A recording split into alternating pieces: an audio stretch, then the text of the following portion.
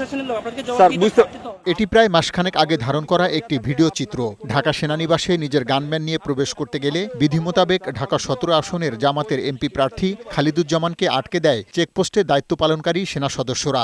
আমি তো আপনাকে বলছি আপনি যান স্যার, কিন্তু আমাদের ক্যান্টনমেন্টে গান নিয়ে অস্ত্র নিয়ে ঢুকা নিষেধ। এটা স্যার, এটা আপনাকে কেন দিচ্ছি?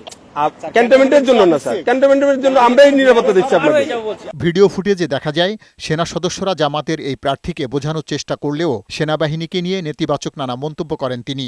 আপনারা দেশটাকে ধ্বংসের দিকে নিয়ে যাচ্ছেন এবং কিছু অফিসার নিজেদের ব্যক্তি স্বার্থ হাসিলের জন্য আমাদের সুপরিকল্পিতভাবে ৫ আগস্টের পরে আমাদের দেশটাকে আপনারা ধ্বংস করুন। সম্প্রতি এই ঘটনার ভিডিও ফুটেজ সামাজিক যোগাযোগ মাধ্যমে প্রকাশ হওয়ায় চারদিকে তুমুল সমালোচনা শুরু হয়। অবসরপ্রাপ্ত সেনা কর্মকর্তাদের সংগঠন এক্স ফোর্সেস অ্যাসোসিয়েশন খালিদুজ্জামানের সেনাবাহিনীকে নিয়ে করা মন্তব্যকে বাহিনীর মনোবল, মর্যাদা ও রাষ্ট্রীয় শৃঙ্খলার উপর সরাসরি আঘাত হিসেবে অভিহিত করেছে। ২৪ ঘণ্টার মধ্যে নিঃশর্ত ক্ষমা চাওয়া না হলে খালিদুজ্জামানকে সেনানিবাসে অবাঞ্ছিত ঘোষণা করা হবে বলেও জানায় সংগঠনটি।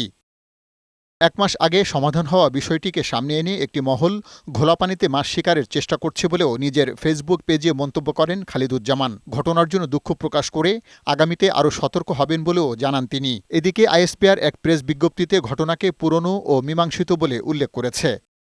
পার্থ রহমান, বৈশাখী সংবাদ, ঢাকা।